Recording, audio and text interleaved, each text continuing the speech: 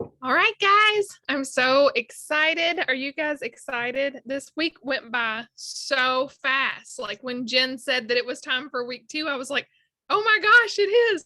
So I am super excited to hop on here. I am very, very, very passionate about John Maxwell and the things that he can teach us. I actually just finished my John Maxwell certification, and I feel like it's been super valuable for me as a leader because I just think he's brilliant. And one of the things that I love that I was thinking today, when I was thinking about John Maxwell, is how easy it is to read his stuff. Like he's pretty like straight to the point. Does anyone else find that too? You're like, you don't have to wonder what he's thinking, right? Like you get it. And I love that because sometimes I think leadership books can go a little over your head and you're like, what did I even just read? And I think that his tips are very, very, very valuable. So I'm going to start tonight with chapter 7. Jen tasked you guys with something last week to think of a time in your life, in your business, when you have had discernment.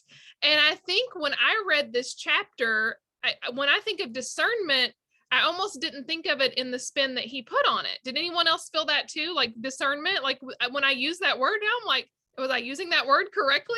Like it made me kind of rethink how I use the word discernment. And so I wanted to see, does anyone want to go ahead and kick us off and be super brave and share about a time where you've had discernment or something that you got from that when you were reading that chapter?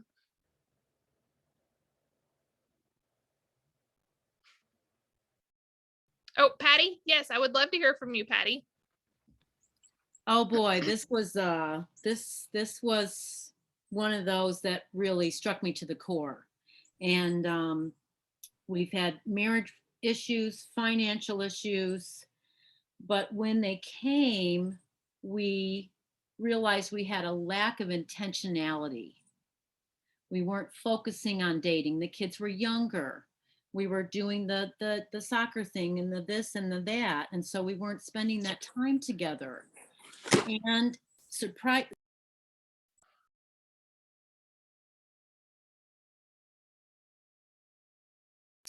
sorry, I must have remuted myself. I'm not sure when it started. So never give up, keep at it, perseverance, intentionality. It seemed like, that song, when the going gets tough, the tough get going. They can only do it when they're You right have there to with you. just, it's your marriage. You can't give up. And we couldn't both quit on each other on the same day. But we needed that discernment, that guidance, that strength, that peace. And surprisingly, one day I put on Facebook, how do you keep your relationship going with your spouse? And it was a wonderful engagement post. I didn't even meant for it to be that way. And my sister-in-law was the one that said, we snuggle every morning before we get out of bed. We snuggle every night before we go to sleep. And we give each other hearts and emojis. I know I'm kind of going off tangent here, but that's where it struck me, was in our marriage and finances I issues. love that. And by definition, he said that discernment is getting to the root of something. And I'll tell you what I was thinking as I was reading that is we often think of the symptoms and we want to repair the symptoms. It made me think about my time spent working as a mental health therapist. That was a lot of the work that I did with people. Okay, the symptom is this: you have a lot of anger or you have issues in your marriage or whatever, but like what is the root of that? What is the root cause? And I'll tell you something I was thinking of in my business personally is that symptom thing, right? Like I'm not recruiting anyone, or my retention is terrible, or what are those are like the symptoms. But getting to the root of that is hard. And I'll tell you, one of the biggest things, moments of discernment that I had in my business was I reached this point in my business where I was really, really, really struggling. And I kept thinking, like, oh, well, this new IPA sheet, I'm going to try that IPA sheet. I'm going to try this event. I'm going to try this thing, when the root of the problem was my mindset. So I could throw all the IPA sheets and events, and I could use the exact same scripts that someone else was using, but it wasn't coming from a genuine place because my mindset was so, so bad. And so I had to have the discernment to get to the root of the issues in my business, which was not the IPA that I was doing or the events that I was hosting. It was my mindset. And until I worked on that, the rest of it didn't matter. And getting to the root of things, like you said, it's really hard to get to the root of things because those are usually the things we don't want to work on. Does anyone else want to share like a big moment of discernment for them? Leslie? When we were young newlyweds, like in our second year of marriage, we had our first child, and he had a heart defect, which meant that he was only going to live at the most 14 days. The doctor came in and there was a whole lot said, but one of the things that was offered was, do you want us to take pictures? And my husband's reaction was, no, we're not going to have any pictures. He left, I called the nurse in and said, yes, we're going to have pictures. We want to have as many pictures as possible. Now, on the surface, it sounds like I was in complete disagreement with my husband. But at the root, I knew that he was going to want those pictures. He was just already starting the mourning process, and he was already heartbroken, and he couldn't make a decision right then that was a proper decision. And I don't mean to sound like I'm superior than my husband. That's not at the heart of that at all. It's just that sometimes we have to make some hard calls. Mm-hmm.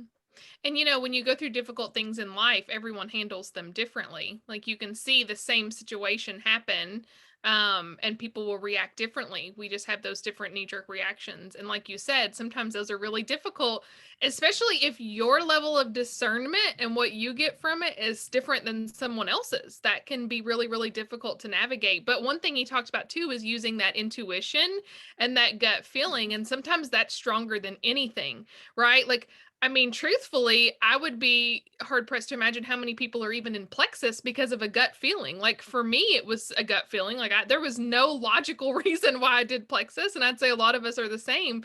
And so you just had that gut feeling and that intuition. And I'm sure you guys are very grateful that you chose to go with that and to act on that. I saw Kim too. Kim, do you want to share?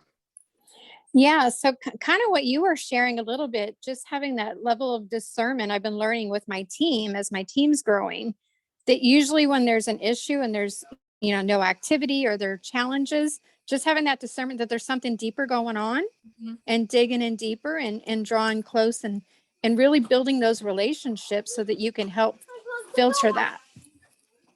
Yeah, I think you're absolutely right. Yeah, like you said, sometimes we see the symptom. We're not recruiting this month. No one's getting on the team calls or whatever those symptoms are, but like there's usually something at the root of that. And that's hard as a leader sometimes to figure that out because we go into scarcity.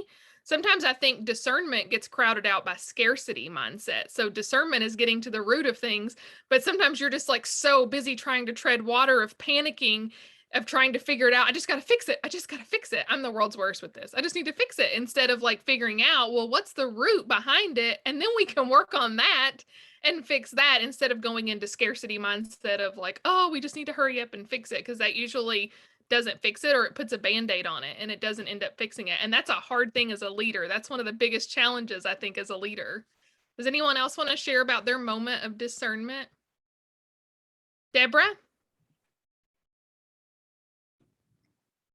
All right, I'll unmute. There we go. Let's see. There we go. Well, I was a teacher and school administrator for many, many years. And I learned through, especially working with kids, working with the parents, that discernment is not only something that I look for, but it's something that I had to pray for. And I learned that if I pray for it, he will grant it. He will give me that discernment to help me, to help the parents solve problems, help students to solve relational problems or whatever it may be. And I know that not all of the answers were from me. I know they were from him. And I know that through that, I grew and discernment built, but I really had to pray for it first. I love that. Does anyone else want to share? Tiffany, I was going to share at the end of it when he talks about whatever the Swiss watchmaker was and how someone had pitched to them, hey, let's do these digital watches. And they're like, no way, like that's not a thing. And now, of course, the majority of watches sold are digital. They ended up, giving that to another company. And I thought back to when I first got started, one of my legs wanted to do online Facebook events. And I thought, well, way to take the personal element out of this. Like that was my immediate response. And I thought, no, that's just not how we do things. But I did have that intuition of maybe I should listen and let's just see how this goes. So it just made me think we sometimes don't want to do things differently than we've always done. And maybe that intuition is you want to stick with the safe and the simple, but maybe you should stretch yourself to do the new and the scary. It's funny looking back at that. Yeah. I was listening to another podcast today. It was actually a Kristen Boss podcast, and she was talking about how much things have changed over the years and like things that people did to grow their businesses and social selling, like back in 2013, 2014, like now we would cringe at that, but it worked then. And like you said, I think there's a lot of jobs are always evolving, but I think the world of network marketing and like social media, like if you're not willing to adapt and change, you're going to get left behind real fast. Cause I've only been here 3 years. And I know in the 3 years I've been doing this, things are very, very, very different. But like you said, you kind of have to go with that gut feeling and just kind of roll with it. Does anybody else want to share before we move on? I thought discernment was a big one. I thought that was kind of a heavy one because I was like, oh, gut feeling and intuition and balancing that. That's not something you can teach. One thing I love that he said was that you only get better by doing it. And that's not something we like. Like we want to just be great at it from day one. We just want to know it's going to work. Just like Jen was talking about with the Facebook events, that's such a normal thing for us. But so many times when I coach people, when I talk to people, they're like, well, I just want to make sure this is going to be the right decision. I just want to make sure this is going to be the right thing. And I'm like, no, you just can't do that. Like those that have been with me from day one of me doing network marketing, they know that I'm like, we're going to try this. That didn't work. Let's do this. And sometimes it works and it works well. And sometimes it doesn't. And that's okay. But like, you cannot practice discernment. You can't practice getting to the root of things. You can't practice, using that gut intuition unless you do something. You have to do something with it. You're never going to think it. We can think it to death. You're never going to think it into not failing. That's just the world that we live in. And that's okay, because most of the time in my experience, the things that I have learned the most from have been the things I was terrible at. If you're good at it, you learn nothing, right? You don't learn anything by being great at it. So, okay, so I am going to pass it over to Cheryl, and she's going to talk about chapter 8, which was focus. Yes, thank you, Tiffany. My gosh, that's so good. Like I am loving this. I don't know if you guys are loving this, but I mean, I've listened to it over and over on Audible, and I was just so excited. And everything you were talking about can kind of, each chapter that we go over tonight is just gonna, it's just gonna play on top of each other. Now, I love the way this book is set up, how it starts out with stories, right? Stories, testimonies. I feel like it's kind of like how Jesus talked in parables. I love learning from stories. It's just like, it gives such a great picture, right? And so I love this, the initial story here about focus on this baseball player. And, he focused on what he was good at. He focused on hitting, right? He didn't focus on anything else. And he was consistent and he practiced, kind of like Tiffany was just talking about, discernment folds right into focus and practice, and that we need to do that. But we've got to have, we'll say, head down, blinders on. You got to have that focus. And it's so true. I don't know if anyone can think of, oh my gosh, if I just didn't look at my phone and I did my messaging and I was focused, I was done in 20 minutes instead of thinking, oh, I need to do this. Oh, I need to do this. Oh, I need to do this. And then it's like 10 o'clock at night and you haven't done it, right? You're just talking about it. You can't just talk it, right? We got to have some action and that focus. And, he just practiced, he was consistent. We talk about consistency compounding, right? And one of the things I thought about with focus that I thought was kind of tied in was like, if we're not focused, right, then every time you just stop, right? And like you're, the squirrel or whatever it is, you're trying to put out fires, or you're trying to focus on too many things at once. It's like the train comes to a big halt. This was the visual I had. And then it takes so much effort to keep that going. Whereas if we were just focused, you wouldn't have that, right? You got to figure out your priorities. And one of the other things I really liked about this chapter, I liked that 70, 25, 5 percentages, right? Because, and this is the thing, focus, 70% focus on your strengths. You need to build your strength. Don't always go looking for, oh my gosh, this is my weakness. I need to learn from it, or I need to really focus on that. No, you don't. And this is the other great thing as you grow your team. I was just thinking about that. You have other people on your team who are good at different things. So you can pull on them for that strength. And then you're focusing on your strength and all of that. And then you get really good because you're practicing at your strength, right? And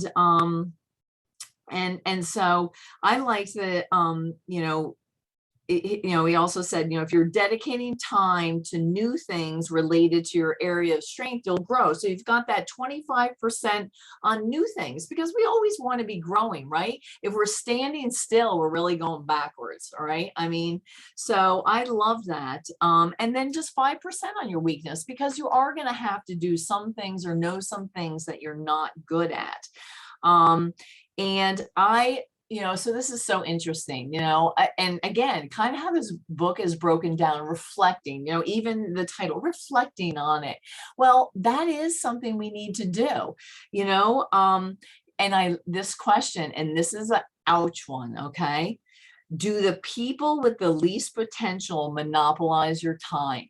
Like that's an owie, and not even, it's just sometimes the squeaky wheel gets your attention or whatever. You have got to be focused, because you can't be doing everything and you can't help everyone. And again, Jen put it in there, delegate, maybe their upline needs to be, working with them or something like that, because divided focus, it ends with divided focus always works against you. We really need to, I love the way he kind of tied in practice and consistency with focus. That was throughout the chapter. And, and there's a lot of talk because, the Olympics were, a lot of people watch the Olympics or whatever. You just don't decide, oh my gosh, I'm going to be an Olympic gymnast. And like in a week you're there, you know what I mean? You've got to practice and trust me, they're focused. So that's kind of what I got out of that. Does anyone have any other tidbit that really stood out about focus or something that you thought of when you were reading that? Cheryl, I hate that I talk so much. I was thinking about by rank, how sometimes the focus can be, it feels like the focus is all over the place. Because you feel like with Plexus, it's kind of like you've got this leadership role and you've got this recruiting role, and then you've got your own personal health that you're trying to focus on and get results, some social media thrown in there. Like there's just everything. And I think for people that are just getting started, this is more important than it ever is, even for a diamond, because as the higher you go in the company, the one of the luxuries is you really do get to just focus on what you enjoy doing and delegating the rest of it. And so as a silver, and I can see as a gold, it would be very confusing. Where do I put that focus? And I honestly never knew that stool in the lion's face, the reason that worked, I had no idea. It was because they couldn't figure out which leg to look at, and it would just paralyze them with confusion. I was like, that is the weirdest thing, but such a good visual. So that's what I took away from it.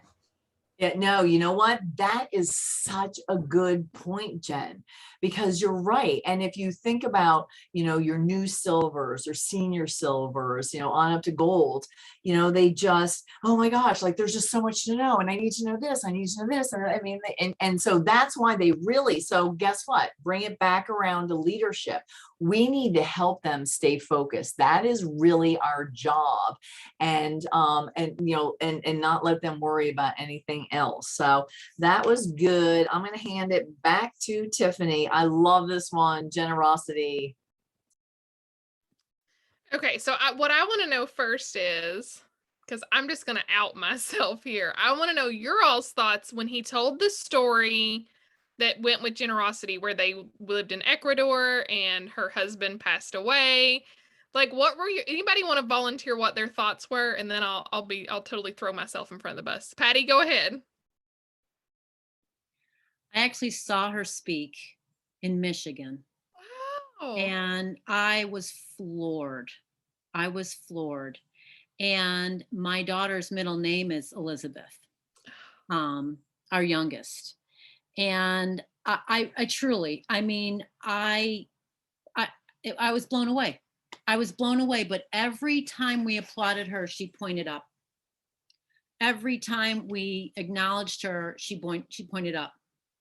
And she said, it's all God. Because honestly, really, how could you forgive somebody that killed your husband? How could you minister to them? It's with God, everything is possible. Without him, nothing is. And so I was so impressed with her. It was awesome.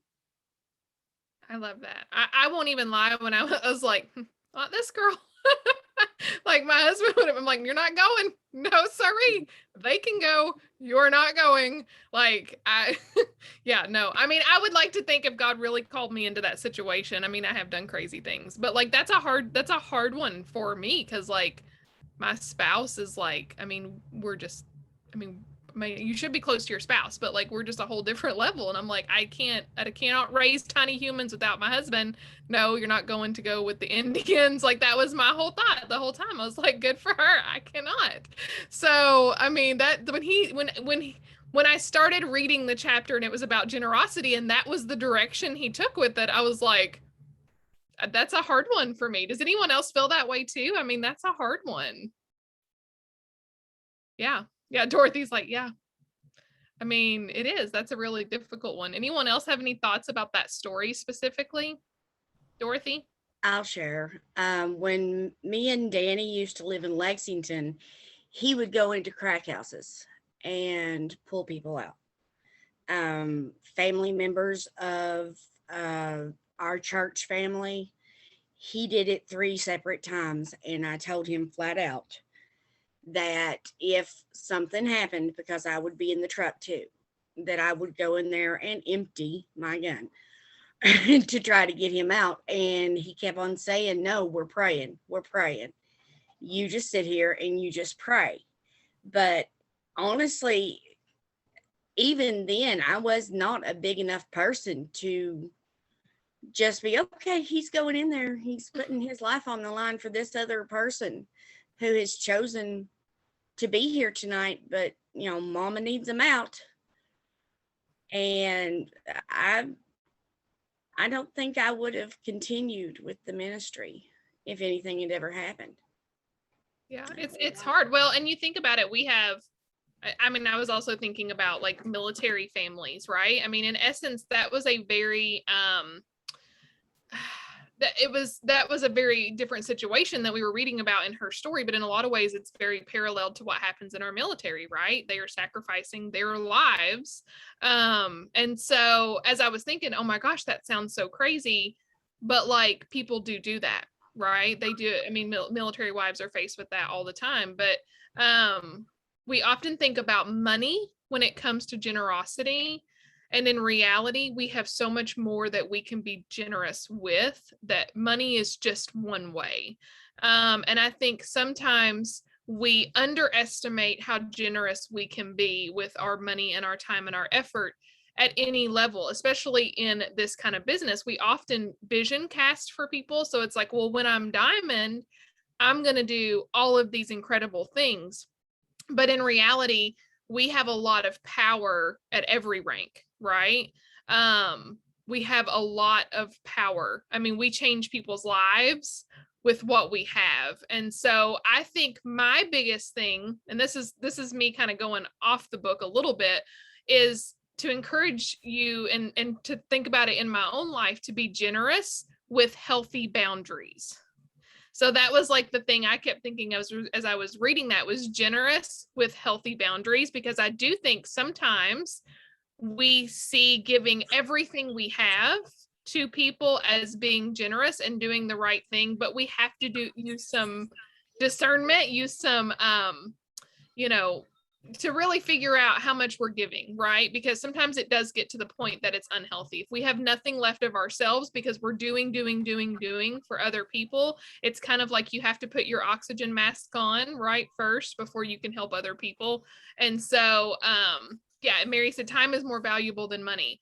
Does anyone else have any thoughts around generosity? I feel like still money and generosity is probably one of the more ickier things that we deal with in society. So does anyone else have any thoughts about that? I do. Hey, Kim, yeah, go ahead. I think for me, realizing that all of it belongs to God, that He provides all of it, it's not ours to hold. And when we hold so tightly, we can't receive blessings in return because our fists are clenched so tightly. So the more generous we are, the more open we are, the more we open ourselves up to blessings.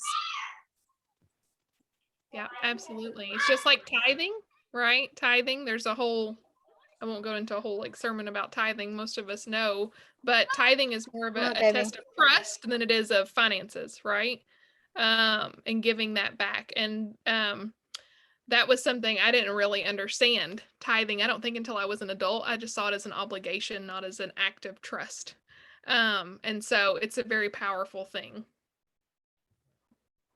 Anyone else have any thoughts about generosity?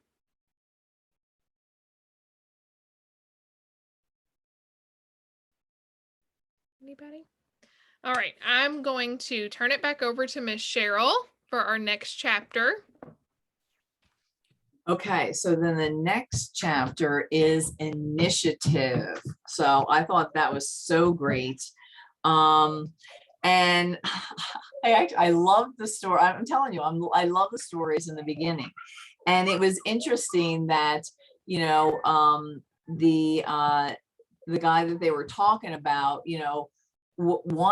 took initiative to get a job, it was paying more, but they just said that he wasn't going to. And then he was like, I quit and never took a salary job again. I find that very interesting because, the potential when we're our own CEOs, and we take initiative, I mean, the potential is just unlimited. There is no ceiling on that at all. So I really like that. But what else was very interesting that they noted in that story is that Wilson's initiative made him a lot of money, but it didn't make an impact on the world until 1951. So I love the way they tied in initiative and impact, because initiative is good. I mean, like that was, good, but I love how they tied that to your impact really on the world. And that is something that we want to do. We can make an impact. One person can do that. And, and again, the story was about, Holiday Inns, the guy who created those. So it's interesting because, it's kind of like see a need and fulfill it. So he saw a need for better hotels and more affordable. And so he literally took his idea, right, and didn't just sit on it and complain, and then created that whole chain, you know. And it just seemed like initiative just drove him. And I love that. And this is so, and then I love the way the book kind of takes the initiative and ties it in and talks about opportunities. Okay. You have to look for opportunities and then be ready for action. It's a two-part thing. Okay. Because this is something I thought about. You always have to be prepared. And so I tied that. So you've got to be prepared for an opportunity to come along. And this is a question we've asked. I don't know, remember if it's on our Power Hour or whatever it is. It's like, okay, if 50 people said yes to joining your team today, are you prepared? Could you do it? Could you figure out how to make it scalable? And the answer is probably yes, but you might freeze initially. So the thing is, you always want to be prepared for when an opportunity comes along, but at the same time, we have constantly got to be looking for opportunities. They're not always just going to be knocking on our door, right? And then, you know, the next level is, well, okay, so we're talking about initiative and opportunities and being prepared. We have to know what you want. You know, you can't look for something if you don't know what you want. And I really loved that. And then this is another kind of like, this is good because, you know, it talks about, you know, pushing yourself, right? Pushing yourself to act, that action, right? And it says that initiative doesn't wait for other people to motivate them. They knew it was their responsibility to push themselves beyond their comfort zone. Okay. We all have got, I tell people all the time, I love my comfort zone. It's like so comfy, you know, but we have got to push ourselves out of it. But you know what? It's our responsibility. It's not my upline's responsibility. It's not my downline's responsibility. It's not my sidelines. You know what I mean? Excuse. It is our responsibility. Okay. We need to push ourselves, right? And I love the way initiative is also tied in with risks, taking risks. This is a huge one. Okay. Because, you know, the book also talks about the way to succeed is to double your failure rate. Oh my gosh, right? And we talk about that. We hate failing. We hate it when people say no, when something doesn't go our way. But honestly, that is the only way to succeed. We have got to fail at things if we reflect back and learn from it, right? We have got to you know, take that risk. And I also love how it talks, we've got to be willing to take that risk, but that recognize that there is a price for not initiating too. Ooh, that's like an ouch, right? I thought that was really interesting. And then going into reflecting it, you know, and kind of right along the same line with the risk, even the right decision is the wrong decision if it's made too late. I thought, man, that is so good. So you've got to be prepared, see that initiative, and then take that step, because sometimes it is too late. Oh my gosh, I just thought about this. Jen's like twirling my hair, but I was just like, now, who remembers Jen going on Dream Big Live and talking about the $1 million mistake? Okay, about how, you know, you think that, oh my gosh, you know, that person just isn't going to want to do it, right? And then the next thing you see, they're welcomed by somebody else, and it's like, dang, you know. And I'm just going to be honest here. My sister is not on, well, she's on my team, but she's not under me. She's under Megan. And I'm not saying that's $1 million mistake, but it was just like, she was like, well, I didn't know you were doing Plexus. You know, Megan had been posting, And I was just like, Megan's like, you can put her under you. And I was like, no, I said, no, she is going to go under you. And, so that just happens. And so we have to learn to take that risk and not prejudge. I'm just going to throw that in there because we're talking about plexus, right? But then wrapping initiative all up, what does it come to? Mindset. This is just a personal growth journey, and mindset is so important. We talk about it, right? We've got to change our mindset. We can't hesitate to take those risks, to take that action, right? And then,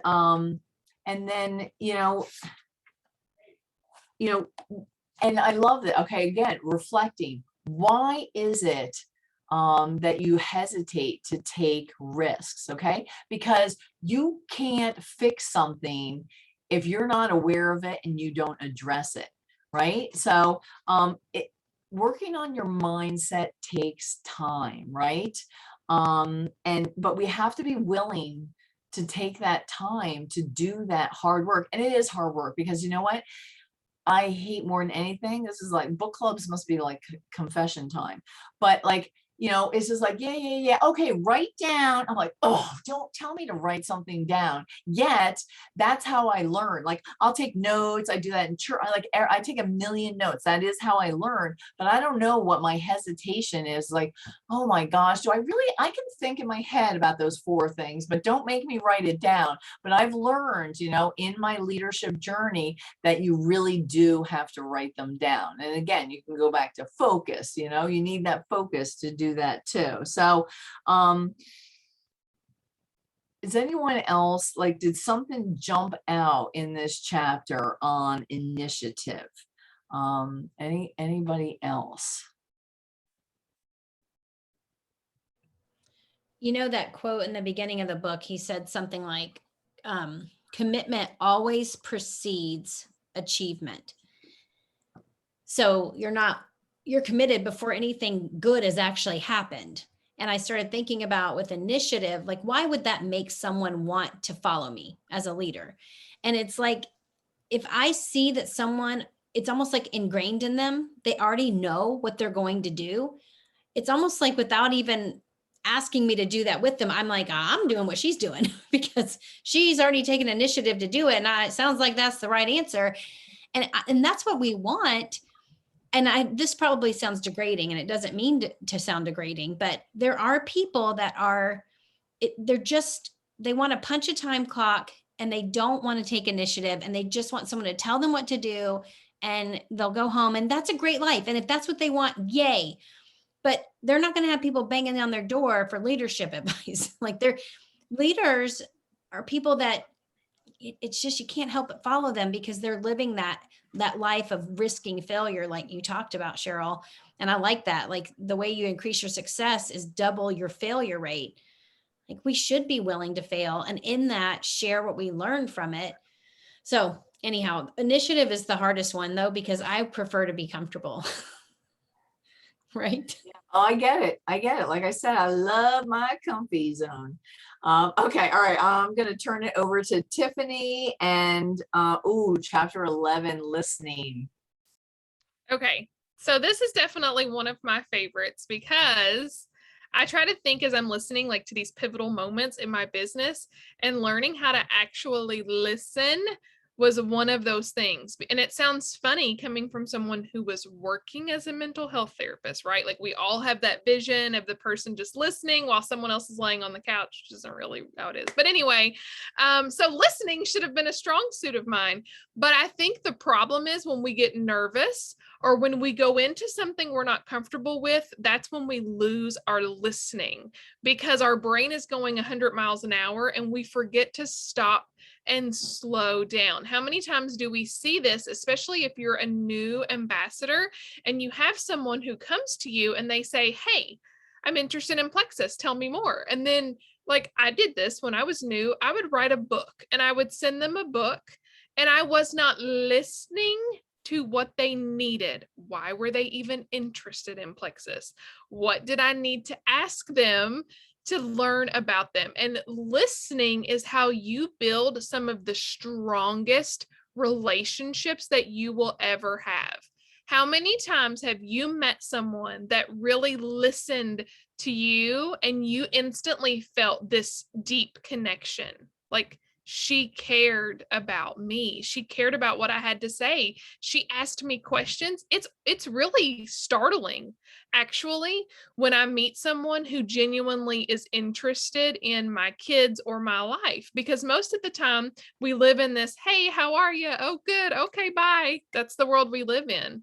One question that I wanted to ask you guys, because it talks about listening. He talked about 4 different categories of people to listen to. One of those was your competition. Did anyone else catch that one? I was like, ooh, because we say to stay in our own lane, but that's a whole other level of leadership when you can genuinely look at what someone else is doing and not feel threatened or get off track by that, and just genuinely feel inspired. But tell me what I want to know. He talked about having a mentor. So who in your life do you really listen to? Who in your life do you really listen to? And what is it about them that makes you want to listen to them? Like, who kind of mentors you or guides you, and you feel like, what qualities do they possess that makes you want to listen to them? Does anyone want to share about that?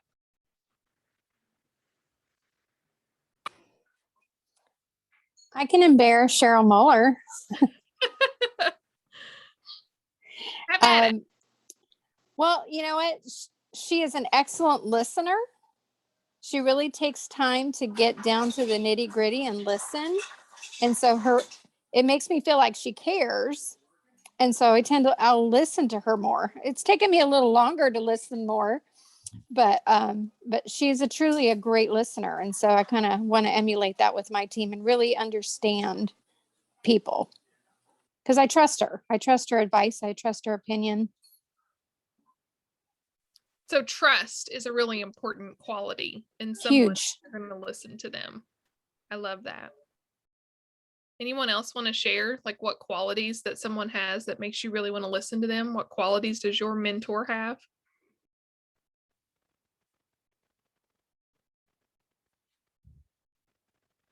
Anybody? My parents and parents-in-law have always been. Mhm. I love that. And, I was getting ready to say, your mentor doesn't necessarily have to be your upline. Not necessarily. It's great if it is, but not necessarily. Yep. Someone who has discernment. Who else? Someone said that they wanted to share and I missed it. Who was it? Now it's me. Oh, Dorothy. I was going to talk about you. You listen and you really talk to us. You share with clarity. And that is so important for all of us. Thank you. Yeah, clarity is one of those things. I can help somebody else find it. Sometimes it's hard to find it for ourselves, but that's why having a mentor is so great, is because you want to leave feeling like that. So someone that gives you clarity about things. And usually how people help people gain clarity is by asking questions.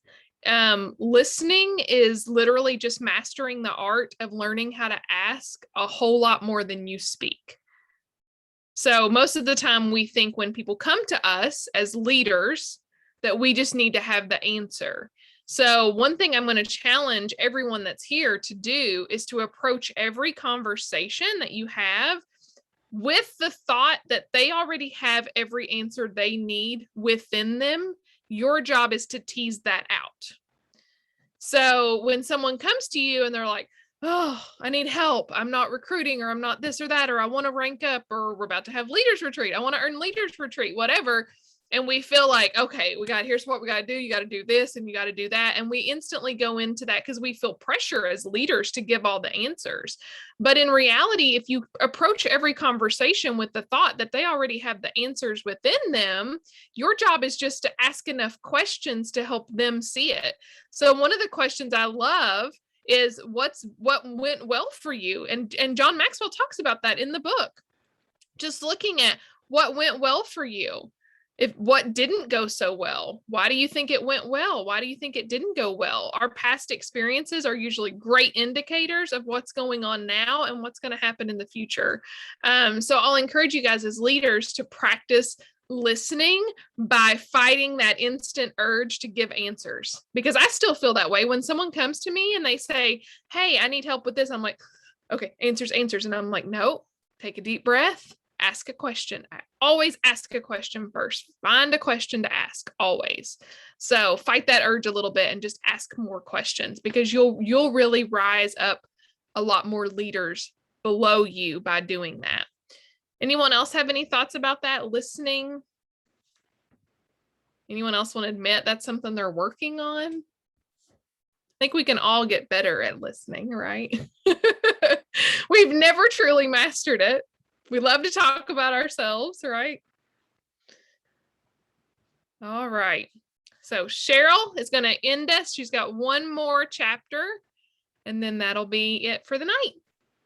Yeah, we get to end on passion. But it's so interesting. That was a great, that's great about asking questions. That really is it in a nutshell, Tiffany. And it's funny because when I do monthly Zooms at the beginning of the month with people, the questions, it's very simple. It's not like this intricate 2-page thing that they have to fill with. What went well, what didn't go well, and what can you change about what didn't go well? Boom, like that's it. You know what I mean? Those are just great questions for a Zoom or planning or whatever your goals for next month or whatever that is. So I love that. Passion. Oh, I love that. And of course, the story here was about the guy who started Papa John's Pizza, right? And his philosophy was that concentrate, again, it's back to that 70% of your strength. He's like, concentrate on what you do good and then do it better than anyone else. I absolutely love that.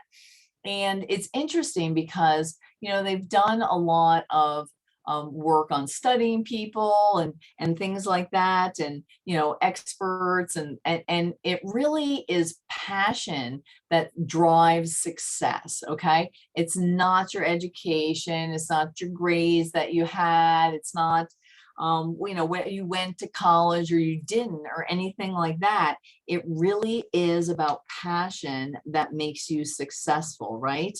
And there are a couple good little snippets here that he talked about, and I really liked this. Weak desire brings weak results, and I kind of brought that to, that made me think about when your passion is just low, the old I don't really feel like it, or you're just like whatever, well, that reflects in everything that you do in your business that day.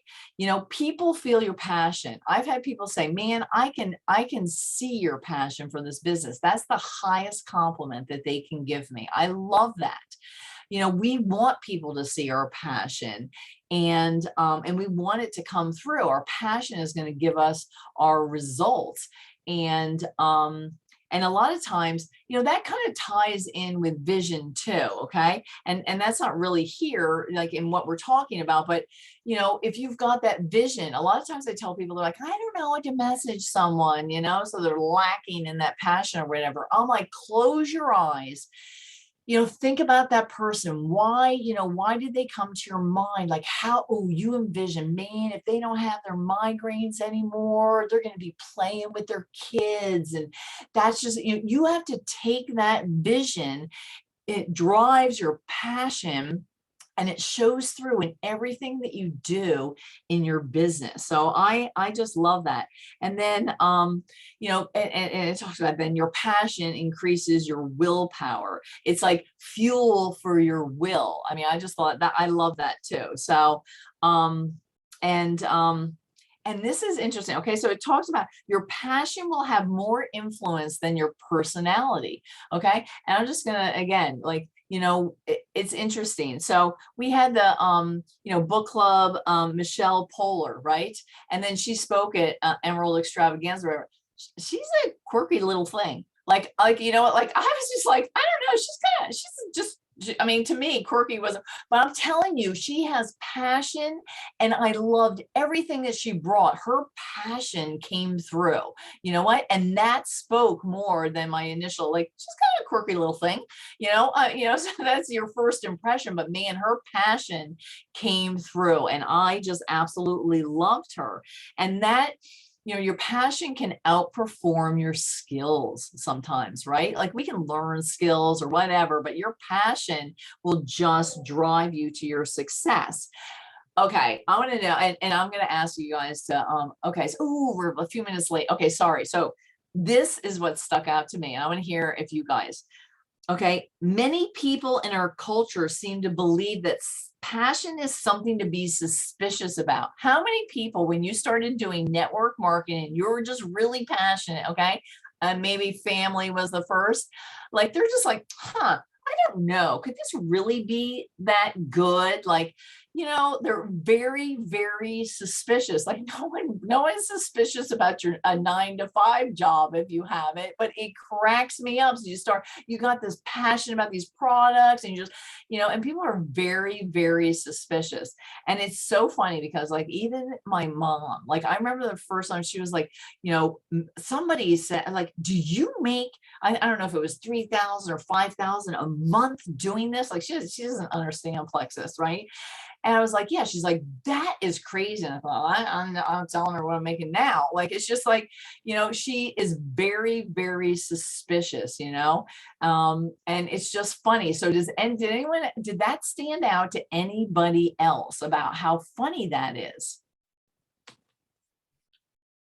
I'm going to say something, Cheryl. I think that sometimes I think that the problem is with our industry, and what I love about this now is that we are all change agents in this industry to prove to people that this really is a legit career, an incredible career option. But I think the problem is sometimes people are suspicious of that passion because people often pair the passion with a lack of commitment. And so what ends up happening is this week, people are so passionate about Tupperware. And then the next week, this one's for real, I'm passionate about jewelry. And they switch from company to company. And I think the magic lies in when you compare your commitment with your passion. And that's when people go, whoa, I want to do whatever she's doing. Because not only is she passionate about it, but she also seems very committed. Because in my experience, I didn't get really great business builders until I was over a year in. And I think a lot of it was that people were like, okay, Tiffany's passionate, but we've seen this before. We've seen people come in and be passionate. Is she committed? And so I would encourage you guys as you go forward to think about that passion and commitment combined, because that is powerful. You're 100% right, because, like, yeah, Megan even has an example. She goes, literally to the day, like, it got to be a year, and people would message me, okay, you've been doing this a year, tell me about it.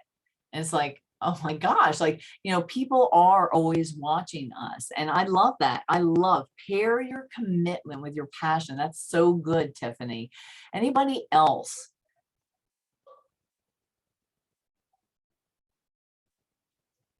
Okay, so I'm going to leave you with this, okay?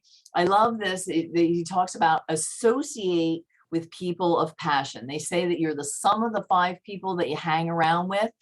Get around people who have fire, right? It says get around some fire lighters, okay? Because it's contagious. Passion is contagious. So that's really what I'm going to leave you with. Unless anyone has anything else, this has been amazing. Like, I know we all appreciate your time, and for even just tuning in here, and we love that you unmute and you share, because we can't just talk to ourselves. So and I guess that's it. Do we have any official ending, Jen? No, this is it. All right, well, have a great evening, and we will see you next week. Thanks for joining us.